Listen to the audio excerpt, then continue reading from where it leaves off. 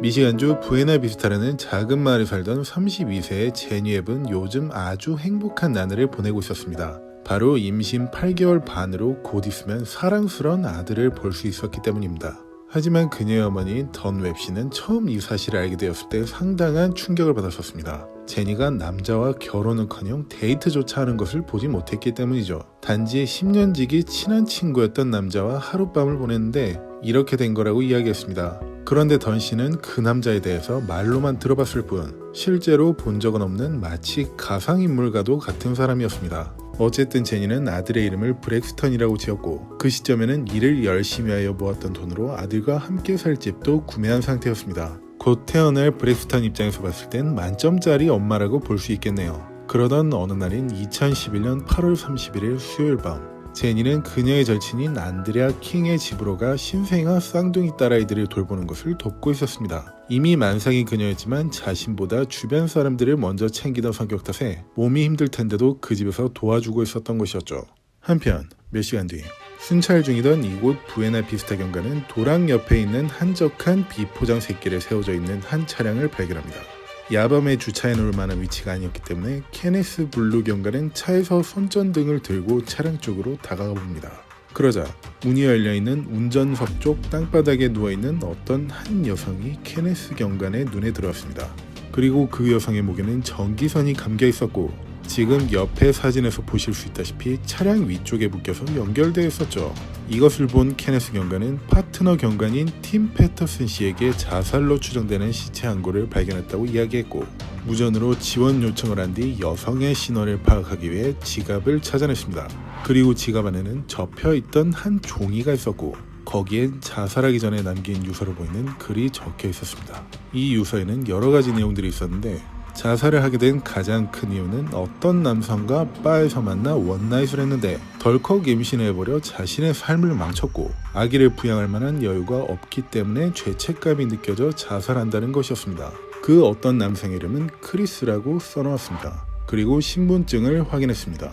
그런데 그녀는 바로 몇 시간 전까지 절친의 쌍둥이 딸아이를 돌봐주고 있었던 제니웹이었습니다. 과연 그녀에게 무슨 일이 있었던 것일까요? 그리고 집까지 마련해놨던 만점짜리 엄마가 아기를 부양할 만한 여유가 없다니 이것은 또 무슨 말이었을까요? 그런데 케네스 경관은 신분증을 보자마자 팀 경관에게 맙소사, 나 이 여자를 알고 있어 라고 말하며 바에서 몇 번 마주친 적이 있다고 이야기했습니다. 곧 현장에 도착한 다른 경관들 중 션 워터맨 형사는 팀 경관에게 상황 보고를 받았습니다. 순찰 중 상시로 하는 무전 상황 보고를 할 때 케네스 경관은 무전으로 상황 보고를 하지 않았습니다. 개인적으로 연락해보았지만 연락이 되지 않았고 이상함을 느낀 저는 이쪽 도로로 이동했을 거라 생각해 쭉 따라왔고 길가에 세워져 있는 케네스 경관의 차량을 발견했습니다. 거기엔 케네스 경관이 목을 맨 여성 시체를 발견한 상태로 앞에 서 있었습니다. 제니의 차량과 사체는 분석을 위해 옮겨졌고 션 형사는 먼저 그녀의 어머니인 던 씨에게가 딸이 사망한 소식을 알렸습니다. 그런데 조금 아까까지만 해도 친구 집에 갔다고 전화통화를 했는데 이런 소식을 듣게 된 던 씨는 경찰이 장난이라도 치는 거라 생각했습니다. 정말 딸이 죽은 거냐고 되물었고 션 형사는 다시 한번 자살했다는 이야기를 전했습니다. 절망적인 소식에 눈물을 쏟아냈지만 절대로 자살할 아이가 아니라고 말하는 제니의 어머니. 그러자 형사는 그녀가 남긴 유서를 보여줬고 천천히 읽어본 어머니는 이건 딸의 말투가 아니라고 했습니다. 게다가 평소에 PC를 잘 다루지도 못했고 그것을 뒷받침할 만한 손글씨로 쓴 편지 한 통을 건네주었습니다. 반짝이, 보라색, 녹색, 분홍색 펜들로 알록달록하게 쓴 글들이 보였죠. 이 편지는 고작 3개월 전인 어머니의 날에 딸이 써줬던 편지였습니다. 제니의 어머니는 이런 것들을 제외하고도 자살하지 않을 가장 큰 이유가 있다고 했습니다. 이제 한 달 정도면 세상으로 나오게 될 뱃속에 있는 아들을 위해 집까지 구매했고 평소에도 아이의 친아빠에 대해 항상 자랑해왔기 때문이라고 했죠. 그래서 션 형사는 그 친아빠가 누구인지 물었고 대답을 듣고 난 뒤 놀랄 수밖에 없었습니다. 친아빠의 이름은 케네스 블루. 현장을 가장 처음 발견했다던 경관이었기 때문이었습니다. 그렇다면 유서에 있던 크리스는 누구였던 것일까요? 이제 본격적인 수사를 하기 위해 미시간주 경찰의 수사 지원을 요청했습니다. 이 작은 마을의 경찰서에선 수사할 만한 인력과 인프라가 부족했기 때문이었죠.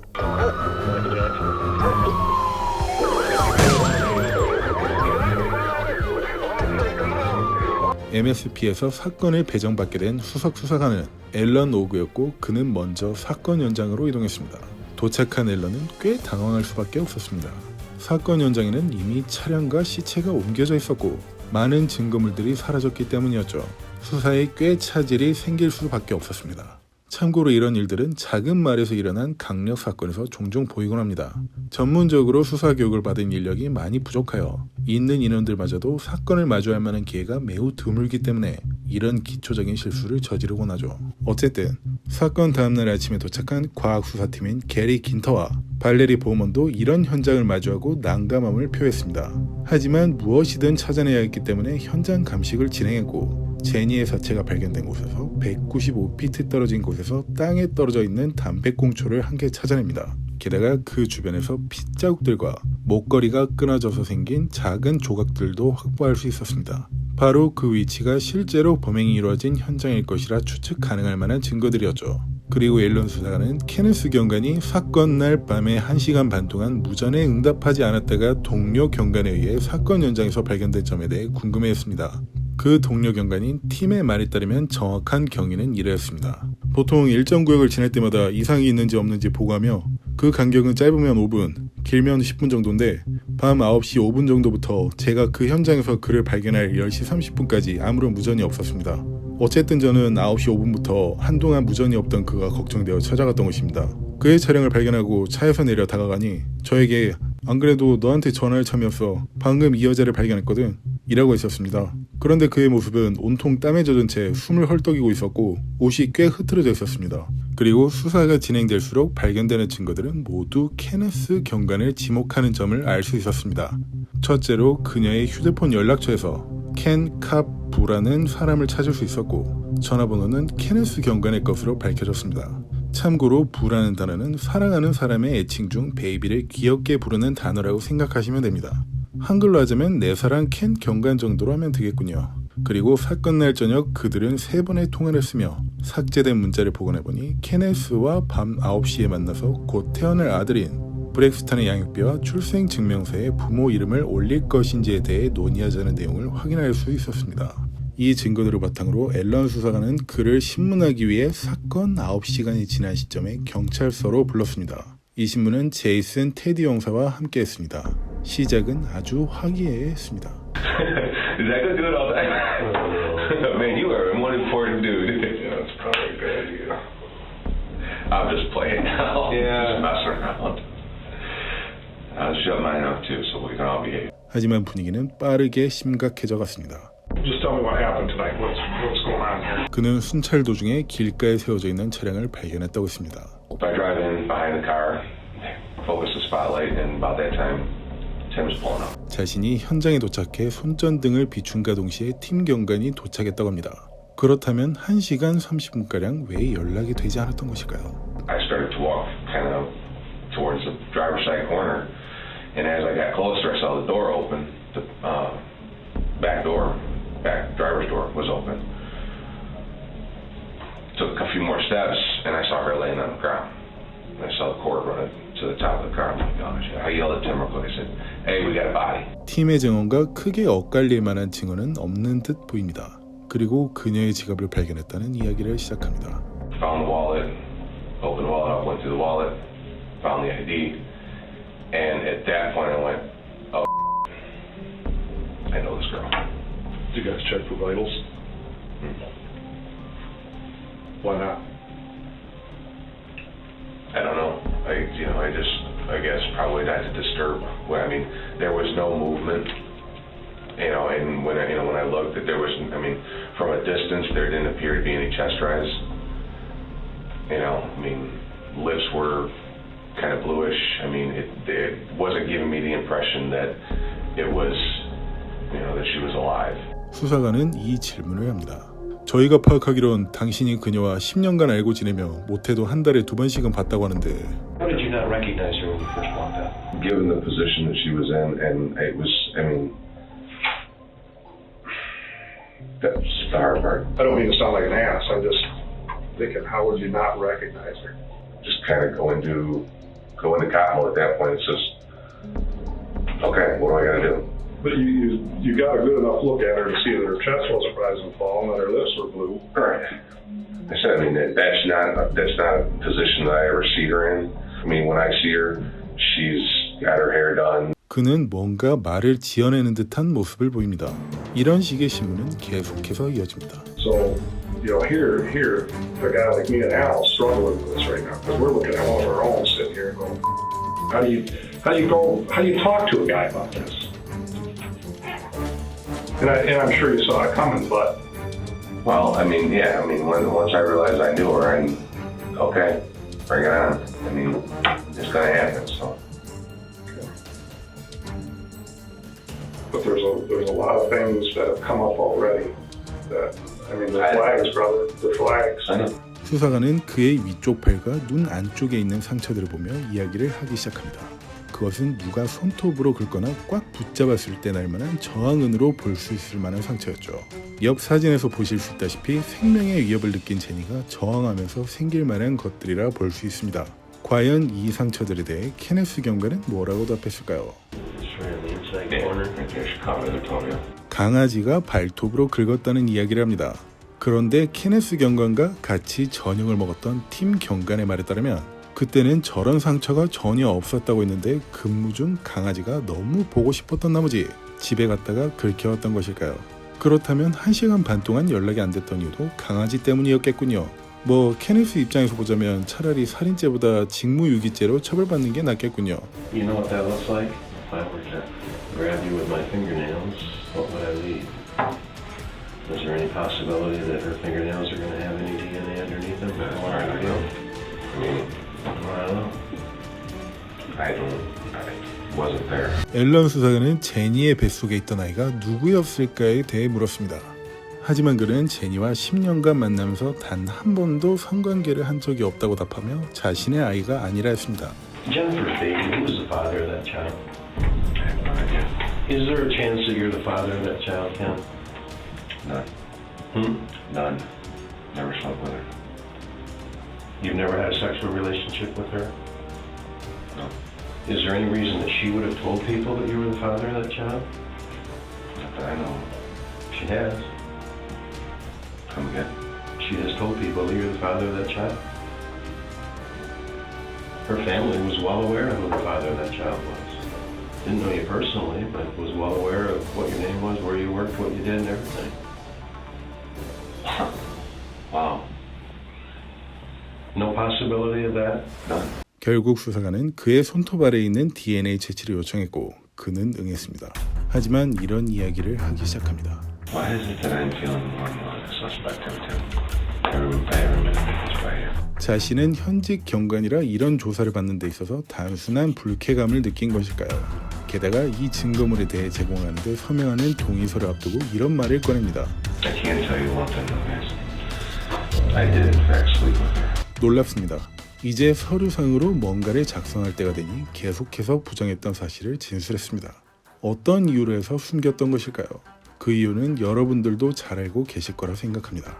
수사관들이 발견한 증거들로 미뤄보자면 케네스 경관은 크리스라는 가상의 인물을 만들어내 유서를 PC로 작성했고 자신의 살인을 마치 자살한 것처럼 꾸며냈다는 것인데요.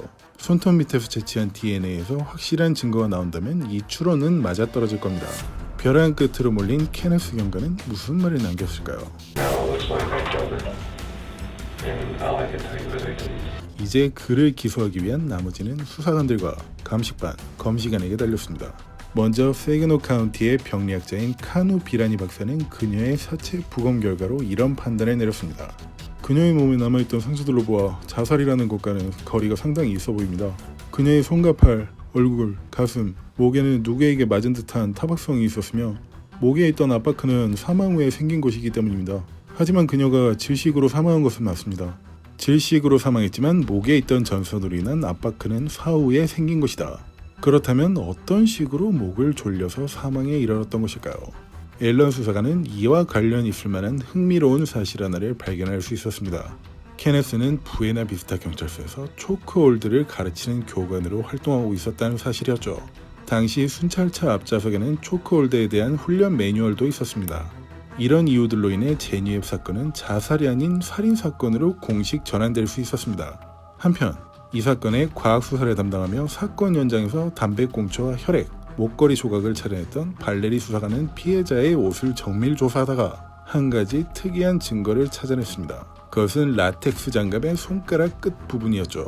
육안으로 봤을 때 안쪽에는 지문이 남겨진 혈액이 보였으며 정밀 감식 결과 혈액을 포함한 타액도 검출되었습니다. 그리고 그 혈액의 주인은 케네스 경관의 것으로 밝혀졌으며 장갑 바깥쪽에 있던 혈액은 케네스와 제니의 것으로 확인할 수 있었습니다. 이것으로 보자면 케네스가 범행 도중 제니와 몸싸움을 벌였으며 그러던 중 장갑을 끼고 있던 케네스의 손가락을 제니가 깨물었고 그때 흘린 피가 라텍스 장갑 안쪽에 묻었으며 계속해서 물고 늘어진 탓에 그 끝은 찢어져 5단으로 들어갔다는 가정을 세울 수 있습니다. 그 때문이었을까요? 제니의 차량 지붕에 있던 전기 코드선과 제니의 옷, 순찰차, 제니의 차, 경찰 유니폼과 같은 케네스의 손이 닿을 만한 모든 곳에서 그의 혈액이 발견되었습니다. 하지만 경찰 유니폼에서 나온 혈액은 그도 경찰인데 멍청하게 제니의 혈액이 묻어있는 옷을 검사해달라고 건네주지는 않았었겠죠. 사실 처음 수사관에게 제공했던 유니폼은 사건 당일 입었던 옷이 아니었습니다. 집에 있던 여분의 유니폼이었죠. 그래서 수사관은 그의 집 수색영장을 발부받은 뒤 수색을 했었고 그의 트럭 뒤편에 숨겨져 있던 가방 안에서 사건 당일 입었던 유니폼을 찾아낸 것입니다. 그리고 아까 과학수사관이 찾아냈다던 담배꽁초를 아직 기억하고 계실 겁니다. 이 담배꽁초에서도 케네스의 DNA가 검출되었으며 바닥에 있던 혈액과 목걸이 조각에 묻어있던 혈액도 제니의 것으로 밝혀졌습니다. 이제 수사관들은 이것들로 범행 당시 상황을 재구성할 수 있었습니다. 핏자국이 떨어져 있던 장소에서 둘은 몸싸움이 시작되었고 그녀는 얼굴을 맞아 코가 부러졌다. 그로 인해 피를 많이 흘렸고 그녀보다 키도 크고 몸무게도 많이 나갔던 그는 뒤에서 초크홀더를 사용하여 그녀를 살해했다. 하지만 그녀가 초크홀더를 당했을 때 팔을 떨쳐내기 위해 손과 손톱으로 팔을 힘껏 붙잡다 보니 케네스의 위쪽 팔에 상처가 났다. 그녀가 사망한 뒤 그 현장으로 차량을 몰고 이동하였고 준비했던 유서를 그녀의 지갑 안에 넣어뒀고 전기 코드선을 이용하여 자살로 위장시켰다. 그의 집을 압수수색하며 이 추론을 뒷받침할 수 있을 만한 것들을 더 찾아냈었습니다. 먼저 전기 코드선을 준비하기 위해 작업하던 것으로 보이는 테이블 위에 여러 전기선들, 그리고 PC의 인터넷 검색 기록에선 자살을 하기 위해 가장 좋은 방법, 가장 덜 고통스러운 자살 방법, 혈관 압박을 통해 일어나는 신체의 변화 같은 것을 발견할 수 있었습니다. 그리고 또 다른 과학수사관인 게리는 유서에 숨겨져 있던 14개의 지문을 찾아냈습니다. 일반 종이에 숨겨져 있는 지문을 찾아내는 과학수사는 닌하이드린이라는 용액을 통한 검사인데 이 용액은 아미노산과 반응하면 보라색을 띠는 것을 이용한 것이죠. 사람의 손에선 항상 땀이 나는데 땀에는 아미노산이 포함되어 있습니다. 육안으로 봤을 땐 투명한 색이라 알 수 없지만 닌하이드린을 뿌려주면 반응하게 되어 보라색으로 변하게 되고 지문을 확인할 수 있는 것입니다. 이렇게 해서 숨겨진 14개의 지문을 제니와 대조해보았지만 단 한 개도 일치하지 않았고 케네스 경관과 대조해보니 14개 모두 일치하는 것을 알 수 있었습니다. 게다가 물려서 다친 손가락의 지문에서는 아무런 손상이 보이지 않았기 때문에 범행 전 미리 작성했던 것으로 알 수 있었죠. 오랜 경찰 생활로 완벽하게 사건을 꾸밀 수 있다고 생각한 케네스 경관은 수사관들이 찾아낸 완벽한 증거들로 인해 기소될 일만을 남겨두고 있었습니다. 결국 세기노 카운티 지방검사인 마이클 토마스는 그를 한 건의 1급 살인 혐의, 한 건의 임산부 폭행 혐의, 한 건의 유산을 의도한 강력행위, 한 건의 사산을 의도한 강력행위, 총 4건의 혐의로 구속기소하였으며 이런 말을 남겼습니다. 미시간주에서는 태어나지 않은 아이를 죽음에 이르게 한 것을 1급 살인 혐의로 기소할 수 없습니다. 만약 가능했다면 그 아이를 사망케 한 혐의에 대해서도 1급 살인 혐의를 적용했을 것입니다. 기소된 지 1년이 조금 더 지난 시점에 그의 재판이 열렸습니다. 그리고 3주에 걸친 여러 번의 재판 동안 총 31명의 증인이 참석했습니다. 하지만 30명은 검찰 측 증인이었으며 1명만 케네스 측 증인이었습니다. 증거가 너무도 확실했기 때문에 증인으로 나오길 꺼려했던 이유였습니다. 그렇다면 그 단 한 명의 증인은 누구였을까요? 바로 케네스의 친누나인 데비 데니스 씨였습니다. 그녀는 재판장에서 이런 증언을 했습니다. 저는 솔직히 그녀가 자살했다고 생각해요. 이미 사망한 제니를 놓고 이렇게 이야기하고 싶지는 않지만 그녀가 제 동생에게 겁을 주기 위해 전기 코드로 목을 매달겠다고 협박했을 수도 있다고 생각해요. 몇몇 여자들은 매우 드라마틱하니까요. 그리고 동생이 제니를 차에 실어서 그 현장으로 옮겼다는 증거가 어디 있어요? 그렇지 않으면 끌고 갔다는 건데 어디에도 그녀를 끌고 갔다는 증거가 없어요. 그리고 그녀 혈액이 검출되었다던 경찰 유니폼에는 그녀의 혈액을 제외한 어떤 것도 없어요. 당시 화장을 하고 있었는데 화장품이 조금도 묻어있지 않았었고 곱슬거리고 긴 머리카락이었는데 머리카락이 한 개도 묻어있지 않았어요. 전 개인적으로 이 증거는 증거물에 접근 가능한 사람이 조작한 거라 생각해요. 이 주장에 대해 검사 측은 해당 증거물이 조작된 게 아니라는 것을 따로 입증하진 않았습니다. 결국 마지막 재판까지 모두가 차질 없이 진행하였고 배심원단은 검사 측의 수많은 증인들과 증거들을 바탕으로 심사를 하는데 고작 2시간밖에 걸리지 않았습니다. 모든 혐의에 대해 유죄로 판단했던 것이죠. 그리고 이 사건을 맡은 다넬 잭슨 판사는 선고를 하기 전 이런 말을 했습니다. I've never in my 30-year career seen a case like this one. 그리고 제니 어머니인 던 씨는 이런 성명서를 발표했습니다. An evil monster is the only words that I can think of for you. So go to your cage and think about how you squeeze the life and breath out of my daughter and grandson.